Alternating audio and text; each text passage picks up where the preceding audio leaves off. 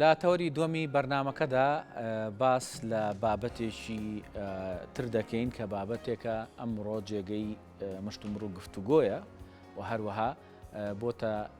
بابەتی گەرمی میدیاکان ئەویش بابەتی عێراقە و ململانە سیاسەکانی عێراقە. ئێستا پێشهاتەکان زیاتر خێراترن دوای بە تایبەتی دەست لە کارکێشانەوەی پەرلەمانتارانی ڕەوتی سەدر. هەوڵەکان بۆ پێکەنانی حکوومەتی نوێی عێراق زیاتر بڵێن لایەنەکانی تر بەدەر لە ڕەوتی سەدر هەوڵ دەدەن کە ئەو حکوومەتە پێک بهێنن و لێک تێگەیشتنێک لە نێوان لایەنە سیاسەکانە دەستە بەر بکەن. هەندێک پێیان وایە ئێستا دۆخەکە سەختتر بووە چونکە لاانێت چەخبەستوی سیاسی زیاتر ببێ بە نەبوونی سەدر لە نێو بڵێن هاوکێشەکەدا. هەندێکیش پێیان وایە دەکرێت جارێکی تر گفتوگۆکان لەگەڵ لایەنی سەدری دەست پێ بکرێتەوە. ئەم بابەتە ئەم گفتوگۆیە بە پرسیارێک و چەند پرسیارێک دەست پێ دەکەین لەگەڵ بەڕێز ئاسۆ عەبدوڵەتیف کە بەڕێزیان چاودێری سیاسین و ڕاستەوخۆ لە ستۆدیۆ میوانمانن. کاگا سوبیانی باش سپاس بەیانی ئێوەت باش بەخێر بیاخوا. من لە پرسیاری یەکەمم لە قسەیەکی خۆتەوە دەست پێ دەکەم لە نێوتارێکا کە بڵاو کردوتەوە ئاماژە بۆ ئەەکەی کە ئەم بابەتی کە سەدر و کشانەوەی لە کشانەوەی ئەندامەکانی لە پەرلەمان ئەمە شانۆیەکی تازەیە و سوپرایزی سیاسیشی تێ. حەزەکەم بزانم ئەم دوو بابەتە چۆنە. بەڵێ لە ڕاستیە عێراق ئێستا لەناو بۆشایی سیاسی و دەستوریایە بێگومان کارکتەری مقتەدا سەدری شێچێکە لەو کارکتەرانەی بە درێژایی مێژووی نزیشی عێراق دوای پرۆسی ئازادی هەمیشە هەڵوێستەکانی جێگای سەرنجی میدیاکانی عێراقی و میدیا جیهانیەکان بووە بە تایبەتی ئەو کارکتەرێکە زۆرترین کاریگەری هەبووە لەسەر کۆی ڕووداوە سیاسیەکانی عێراق بە تایبەتی لەم دوایانەدا کوتلەی سەدری بەڕابەرایەتی سەید مقتەدا سەدر نەچوە ناو هیچ جۆرە هاوپەیمانەتیەکی بەرەی وەلاییەکان ئەو بەرەی کە مقتەدا سەدر بە بەرەی گەندەڵکاران وەسفیەکە بە بەرەی حکومڕانی محاسەساتی حیزبی و حکومڕانی پشکێنە وەسفیەکە کە ئەڵێ ئەم مۆدێلە ئیتر مۆدێلیشی کۆنە لە عێراقا مۆدێلیشی بەسەرچووە لا شەرقیە و لا غەربیە بێ حکوومەتێکی زۆرینەی نیشتیمانی پێک بێت لە چوارچێوەی هەموو ئەو پرەنسیپە سیاسیانەی کە خۆپشاندەرانی عێراق لە ساڵانی 2010 بۆ 2019 ئەنجامیاننا بێگومان یەکێک لە داهێنەرانی خۆپشاندەرانی ملیێنی لە عێراقا دوای میسر و قاهیرە بێگومان ڕەوتەکەی مقتەدا سەدر بوو کە کۆنتڕۆڵی تەواوی جومگە سەرەکیەکانی عێراقیان کرد و وایان کرد حکوومەتی عادل عەبدولمەهدی دەست لە کار بکێشێتەوە و حکوومەتی کاربەڕێکەری کاتی بەڕێز مستەفا کاظمی دەست بەکار بێ. لە ئێستاشدا بێگومان کە نزیک بە 9 مانگە پرۆسەی هەڵبژاردن لە عێراقا بەڕێوە چووە گرێ سەرەکیەکە لە عێراقا خودی مقتەدا سەدرە کە ناهێڵێ حکوومەت پێک بێ بەو تێڕوانین و مێنتاڵیتیە سیاسی کە ڕوخسارە گەورەکانی پرۆسەی سیاسی لە عێراقا وەکو بەڕێزان هادی عامری نووری مالکی تەواوی ئەو بەرەی کە بە بەرەی حەشدی شعبی و بەرەی وەلاییەکان لە عێراقا هەژمارەکرێ بێگومان کەوتونەتە دوو بەرەی سیاسی دژبەیە کە خۆتان نەزان بەرەیەکی چوارچێوەی هەماهەنگیە کە پێکاتوە لەو پارتانەی زۆرینەیان لە هەڵبژاردنەکانی پێشووی عێراقا شکستیانێنا و بەرەی سەدریەکانیش بێگومان خۆتان نەزانن کە بەرەی هاوپەیمانی سەروەریەکانی تەقدم و عەزمە ئەوەی کە پێوترێ هاوپەیمانەتی سوننەکان لەگەڵ بەشێک لە کوردەکانە لە عێراقا لەگەڵ هاوپەیمانەتی سەدریە خۆتان نەزانن لەکوێ ئەم پرۆسەیە بە بنبەست گەشت لەو کاتێک کە هەفتەی پێشوو سەدر لە چوارچێوەی پرۆسەیەکە کە بەڵێ من ناوم ناوە جۆرێک لە سیناریۆی سیاسی بۆ عێراق و لە هەمان کاتە سوپرایزی سیاسی بوو لە چاوی زۆربەی میدیاکاران و تەنانەت ئەو پارتە سیاسیانش کە ڕکابەری توندی خودی مقتەدا سەدرن لە عێراقا. بۆچی سیناریۆ بوو؟ لەبەرەوەی کە خودی مقتەدا سەدر نە دەسەڵات هەڵەبژێرێ لە ئێستادا و نە ئۆپۆزیسیۆنێکیش هەڵەبژێرێ لە ئێستادا. مقتەدا سەدر لەسەر دوو پایەی سەرەکی ئەم گەمە و یاریانە ئەکا لە عێراقا. بەشێکی مقتەدا سەدر کوڕی بنەماڵەیەکی تێکۆشەر و سیاسی و مەرجەعێکی باڵای گەورەی ئاینین لە عێراقا کە ئەمە شەرعیەتی یاوە بە مقتەدا سەدر و هێزە سیاسیەکەی و ماڵباتەکەی کە لە عێراقا بتوانێت لە یەک لەحظا هەم ڕوبەڕووی گوتاری سائیدی دەوڵەتێکی وەکو کۆماری ئیسلامی ئێران بوەستێ، هەم بەرامبەر بە دەوڵەتێکی وەکو ئیسرائیل و ئەمریکاش بوەستێتەوە. زۆر یعنی ئەم هەڵوێستانەی سەدر وا لێکە درێتەوە کە یعنی ها لە شقامی سیاسی عێراقا یا خەڵک کە باسی ئەوواکە ئەڵێ دایمە سەدر متمانە پێکراو نییە لە کارەکانی، ینی مەسەن بەیانی قسەیەکەکە ئێوارە لەوانەیە ڕفتارێکی تر بنوێنێ. سەدر لە ناو هاوپەیمانێتێکی سێقۆڵیا بوو لەگەڵ هەرێک لە پارتی و لە بەشێک لە سونەکانە بە دڵنیایەوە. باشە ئەم هەڵوێستەی سەدر چ دڵنیایەکەدا بە پرۆسی سیاسی داهاتوو کە هەچ کەسێکی تر بێوێ لەگەڵ ئەوە حکومت پێک بهێنێ متمانە پێکراوە جارێک تر بەجێنێڵێ؟ بە دڵنیاییەوە سەدر ئێوێ بەم هەیەجانە سیاسی کە دروستی کرد کە من لە ڕاستیان ناو مناوە بەیعەتدان بە ئەمیر. هەمیشە دۆخی بەیعەتدان لە عێراقا لە سەردەمی ئیمامی عەلیەوە تا کێشەی خلافەت لە عێراقا تا سەردەمی کوڕانی معاویەی کوڕی ئەبوو سوفیان یەزید وە کۆتایی هێنان بە خلافەتی دەسەڵاتگەری حەسەن و حوسێن لە عێراقا. هەمیشە ئەم کێشەی ململانێ و بەیعەتداریە لە عێراقا هەبوو واریدە. سەدر دوو جەنگی لە بەردەمایە لە عێراقا. جەنگی یەکەمیان کە ئەمە بە بڕوای من یەکێکە لە خەونە هەرەمێشینەکانی خۆی و باپیرانیشی لە عێراقا ئەوەیە ئەیانوێ مەرجعیەتی مەزهبی و ئاینی لە عێراقا لە دوای بەڕێز سەید سەستانی وەرگرن و یەکلایی بێتەوە بۆ مەرجعیەتی مقتەدایی لە عێراقا. و بۆ ئەم مۆدێلەش بێگومان چەندین هەوڵی سیاسیەوە چ لەگەڵ دەوڵەتانی سونەنشینی وەکو عەرەبستانی سعودی، تورکیا، کۆماری ئیسلامی ئێران، تەنانەت ئەمریکیەکانیش لەسەرخەتن بۆ تا ڕادەیەک بۆ زەمینە سازکردن بۆ ئەوەی کە لە دوای سستانی ئایا چێ مەرجعیەتی مەزهبی ئاینی لە عێراقا وەرەگرێت. ئەمە یەکێکە لەو خەونانەی کە مقتەدا بە تۆپزی لە عێراقا ئەوێ ئیشی لەسەر بکە و زۆرترین تەحەدای سیاسی بەرامبەر بە ئەمریکیەکان و ئیسرائیلەکان و هێزە هاوپەیمانانیش لە عێراقا کە مقتەدا کردوێتی کە هێزی سەرایە سەلامی هەیە، پێشتر سوپای مەهدی هەبوو. ئەمانە هەموو جۆرێکن لە هەیەجان و فشار دروستکردن بۆ هێزەکانی ئەمریکا لە عێراقا، بۆ هێزە ئێرانیەکان لە عێراقا، بۆ هێزە ئۆپۆزیسیۆنەکان لە عێراقا، بۆ ئەوی لە داهاتووە خۆی هاوشانی ناڕەزایەتی شەقام وێنا بکە و ئەو دەنگەی ئێستا هەیەی نزیک بە 71 بۆ 73 کورسی پەرلەمانیە ئێوێ ئەم ڕێژەیە بەرزکاتەوە بۆ 100 کورسی لە ئایندەی عێراقا کە ئەم ڕێژەیە گەشتە 100 کورسی لە هەڵبژاردننی ئایندەی عێراقا بێگومان بە هاوپەیمانێتی و کۆالیسیۆن لەگەڵ ئەو هێزانەی کە نزیکن لە مقتەدا سەدرەوە ئەتوانن ڕێژەی دوو لە سەرسی کورسیەکانی پەرلەمان بەدەست بهێنن کە ئەکاتە 220 کورسی پەرلەمان کە ئەمە کۆتایی بە حکومڕانی لە عێراقیانێ و هەر پرۆژە یاسایەک لە پەرلەمانە بیانەوێ تێپەڕێنن وەک چۆن سەرۆکایەتی پەرلەمان بە تێپەڕاندنی 220 کورسی هەم سەرۆکایەتی پەرلەمان بۆ حەلبوسیان کۆنتڕۆڵ کرد و هەم جێگرەکەی حاکم زاملی توانیان سەرۆکایەتی پەرلەمان بۆ خۆیان مسۆگەر بکەن. بەڵام لە دوای ئەوە شتێک هەبوو لە عێراقا لەلایەن چوارچێوەی هەماهەنگی کە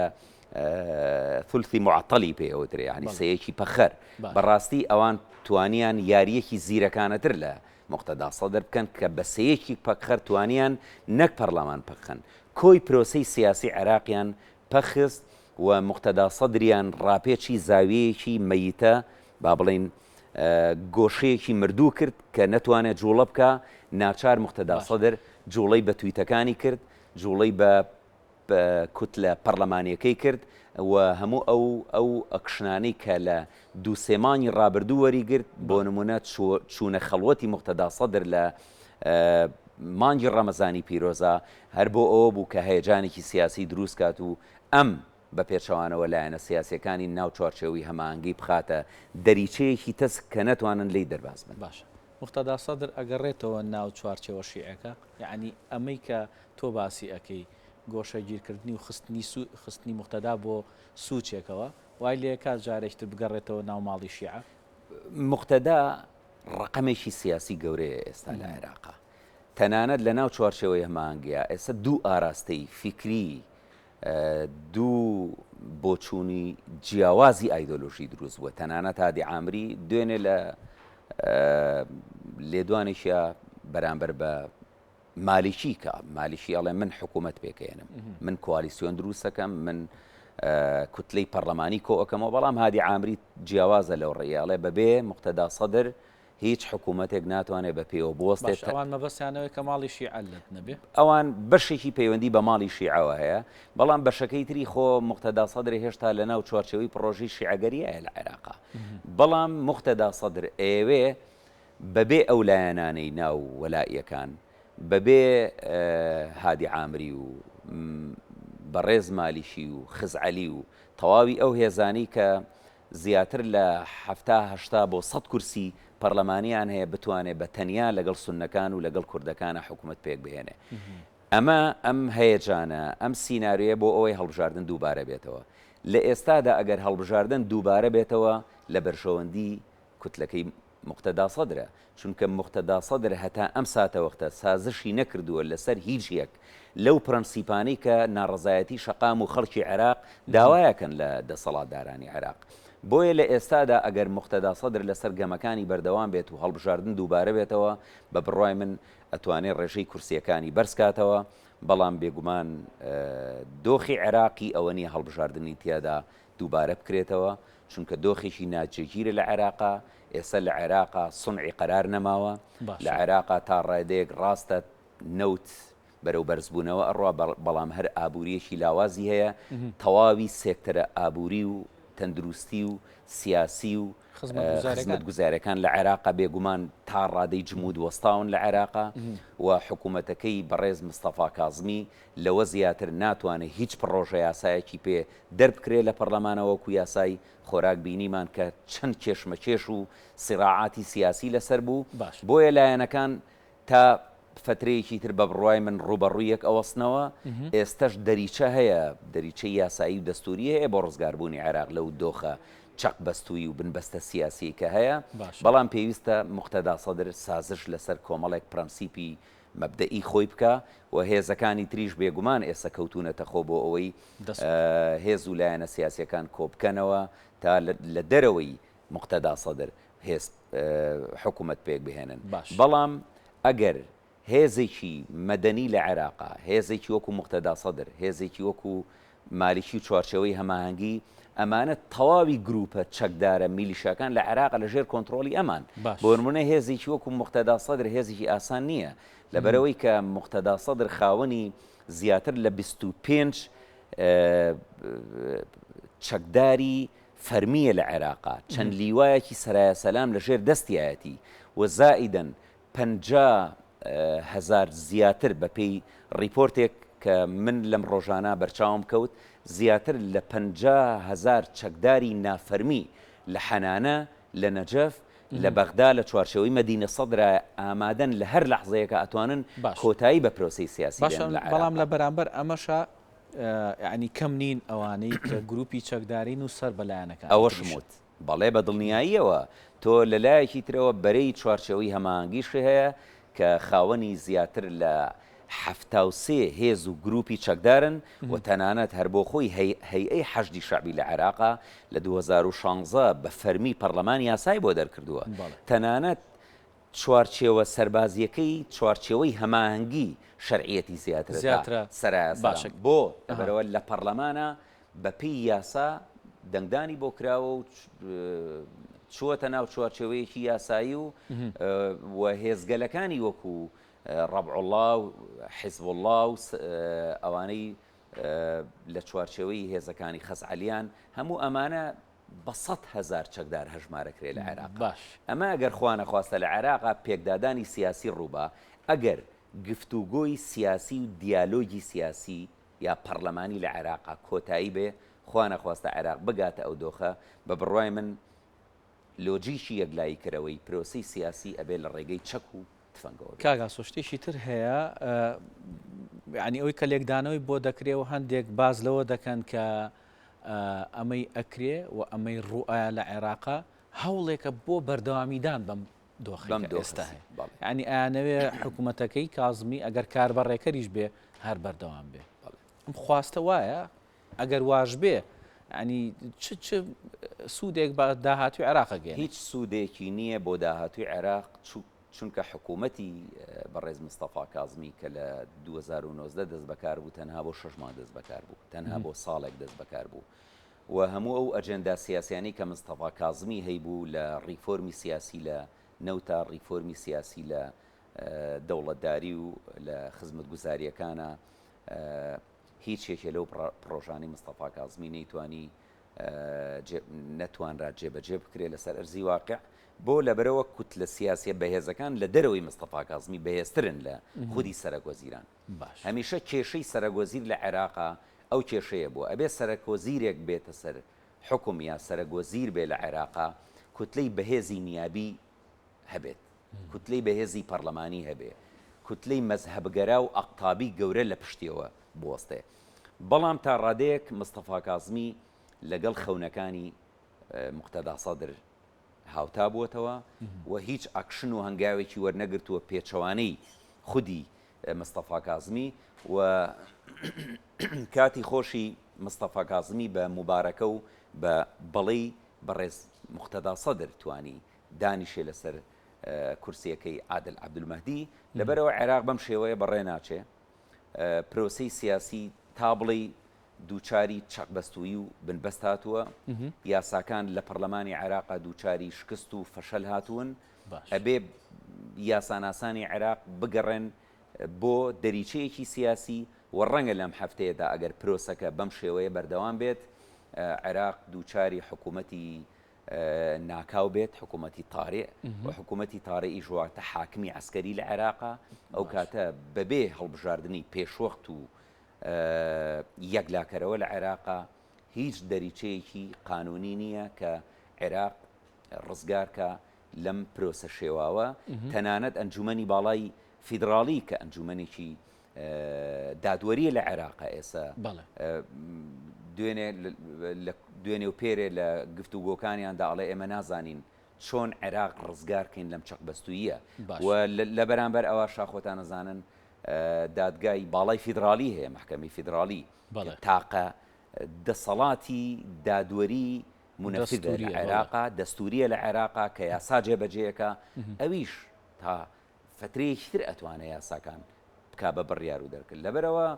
عێراق بەم شێوەیە بەڕێوە ناچێ ئەبێ هێز و لایەنە سیاسیەکان یان لەسەر مێزێکی دانوستان و دیالۆگی جددی کۆبوونەوەیکی نیشتیمانی بکەن بۆ دەرچوونی عێراق لەم دۆخە یانە بێ هەڵبژاردن دووبارە بکرێتەوە یان هێزە چەکدارەکان پێکدا هەڵبژان ڕووەیە ئەو کاتە عێراق ئەگا بە دۆخی بێسەروبەری و شڵەژانی سیاسی و فەوزا و ئانارشیزم لە عێراقا کە ئەمە هیچ هێزێک لی مستەفید و سوودمەند نابێت. دوا پرسیارم ئەگەر بە کورتی وەڵام بێتەوە کاک ئاسۆ بۆچی دایمەکە پرۆسی سیاسی عێراق لە کاتی پێکهێنانی حکومەتە باس ئەکرێ و لە سەروبەندی پێکهێنانی حکومەتای ناوی مالیکی ئەهێندێ لەبەرەوە مالیکیش کارکتەرێکی بەهێزە بێگومان و کوتلەیەکی پەرلەمانی بەهێزی هەیە لە عێراقا و تا ڕادەیەک سەرکەوتوو بووە لەو چەند خولەی کە سەرۆکوەزیری عێراقی بوو و پاڵپشتێکی ئێرانی بەهێزی هەیە لە هەمان کات تا پاڵپشتێکی سنیشی هەیە لە ناوچەکە و ئەمریکەکانیش ئەیانەوێت کارکتەرێک ئێستا بێتە پێشەوە حکومڕانی عێراق بکە تا ڕادەیەک هاوسەنگ بێ لەگەڵ هێزە کوردیەکان بە تایبەتی یەکێتی نیشتیمانی کوردستان و پارتی دیموکراتی کوردستان و سونەکان کە خەمیس خەنجەر و محەممەد حەلبوسیە تا ڕادەیەک مالیکی توانی سوود لە هەڵە کوشندەکانی پێشووی وەرگێ و ئێستا خۆتان نەزانن داوای کردووە کە لەگەڵ کوردەکانی شادانیشت لەگەڵ سونەکانیشا دانیشتن بکە هەر ئەمڕۆ بەیانی پێم وا بێت سونەکان و کوردەکان لەگەڵ بەڕێز مالیکی و کوتلەی چوارچەوەی هەماهەنگی کۆ بنەوە بۆ دیاریکردنی دەریچەیەک بۆ عێراق لەبەرەوە مالیکیش هێز و قدرەی سیاسی و حیزبی و ئەمانەی کەمتر نییە لە بەڕێز موقتەدا سەدر بەڵام ئەبێ ئەویش بە شێوەیەک هەنگاو بنێ کە دوور بێ لە هەنگاونانی تائیفی و مەزهبی و ئەوەی کە پێی ئەو درێ بە خەبەرکردنەوەی فاشیزمی نووسست و لە عێراقا کە ئەمە هەم بۆ سونەکان مەترسیەوە هەم بۆ کوردەکان مەترسیە عێراق بە تەواوی ئەو کاتە دابەشەکە دەست خۆش بەڕێز ئاسو عەبدوڵاتیف چاودێری سیاسی زۆر سپاس دەکەین ماندوومان کردی بە خێر بێ سەرچاوان بە خێر بێ سەرچاوم